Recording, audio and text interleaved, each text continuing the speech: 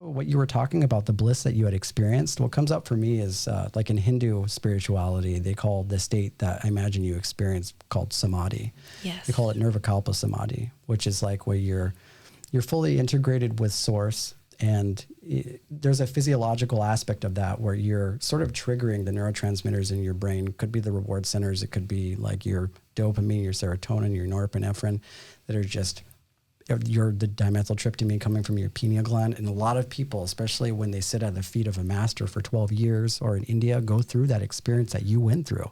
And that could even be looked at almost as like a Kundalini awakening in some ways. Yeah. Right? Do you see it as that? Because it makes sense to me that sort of serpent at the base of your spine. Yeah, I actually, when I was watching Dr. Joe Dispenza speak about bringing up that cerebral spinal fluid, it reminded me so much of what Kundalini is. Yeah. And that same pathway that it takes to that enlightenment. So I definitely correlate it to the same thing. Being that, 100%. I love Joe Dispenza, and I've read his books and do his meditations sometimes, but we were joking about this, and you'll probably think this is funny since you've done his meditations, but the way that he talks through his meditation is hilarious. Well, come on, Joe. Come on, Joe. Space. Oh my gosh, he sounds kind of like an alien. Yes. Yeah. And sometimes I'll start to laugh a little bit, and I'm like, okay. Serious again. When I was listening to the first meditation that I ever heard of his on YouTube, I was literally like, is that Joe? What's going on? He's got a little too much wetness on his reverb. Yeah. 'Cause that's the first thing that I think about. Yeah, exactly. Like you're using a lexicon reverb on your voice. Makes you sound like you're coming from space. Yeah, exactly. And then he has that little accent that goes along with it. It's, Yeah. And he takes long pauses in between words. Yeah. But you know what? When I see his talks, when I look at him, I great. get this feeling that he's of Pleiadian descent. Oh, he has to be. Oh, yeah. totally. You know what I'm he has to saying? be. He has that sort of vibe, either Pleiadian or Arcturian, one of the two. Yeah.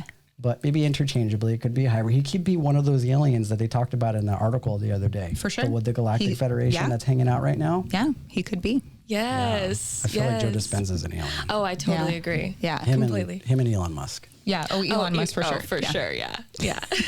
You know, the interesting thing about Kundalini, and I had gone through this, and there are various doors that you can enter into in order to experience the bliss that you're talking about. But the common narrative that I've read, it's just in Eastern spiritual books, is that sometimes that energy is so intense that people have trouble with it, right? And you grew up around this sort of expanded, supportive energy of spirituality, so it may have been just a feeling of bliss, which was really cool. And also how you probably have like your past lives really integrated with it. You could be like like somebody that had gone through this several times, but what happens when that Kundalini energy comes up from the spine, it illuminates all of the chakras that are blocked. And a lot of people experience a lot of really difficult emotions come up, right? Yeah. And there's also those gateways that they can get locked at. I think there's 3 different gateways, and I believe they're called the Grantis, something like that. Anyway, it's a Hindu word that I don't know how to pronounce, but when it gets locked at those, it'll get locked because you have some certain blockages that you need to get through. And sometimes you can go through those massive like crying times, you can remember trauma from the past that can be coming up. And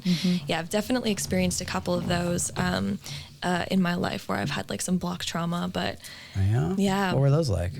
Oh, they were pretty intense. Like, I lost my dad when I was 14. And at that time, I actually forgot all of my memories with him. And those were completely gone. And I know that I started getting some Kundalini awakenings when I was around like 19 is when they kind of started for me.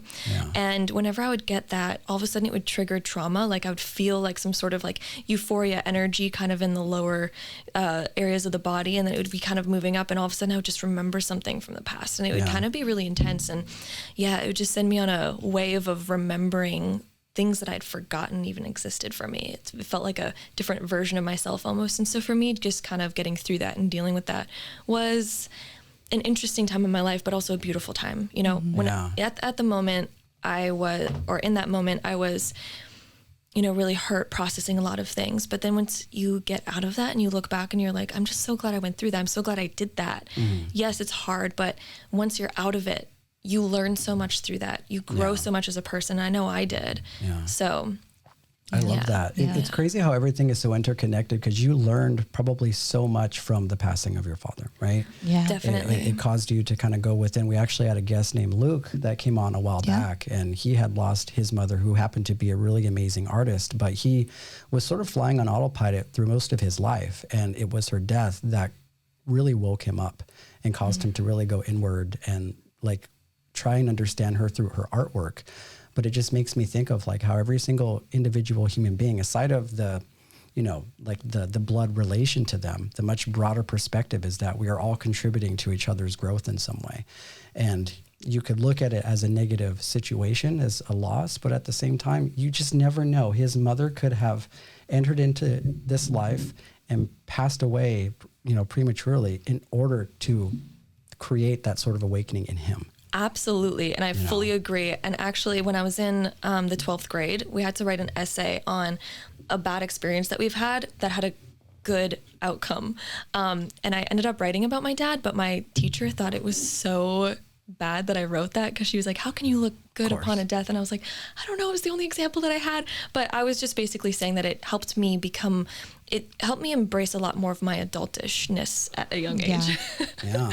Yeah. And so I wrote about it in a good way because it was a blessing. I ended up, you know, looking at him in a very, you know, positive, beautiful way. And it's not like I ever look at I would much rather have my dad here than anything. But, you know, there's positive things that we can look at through everything. Life is a paradox. You can look at, there's truth in that something can be awful and bad, but there's also truth that it can be the biggest blessing ever. It just depends which perspective that you have. Yeah. Yeah.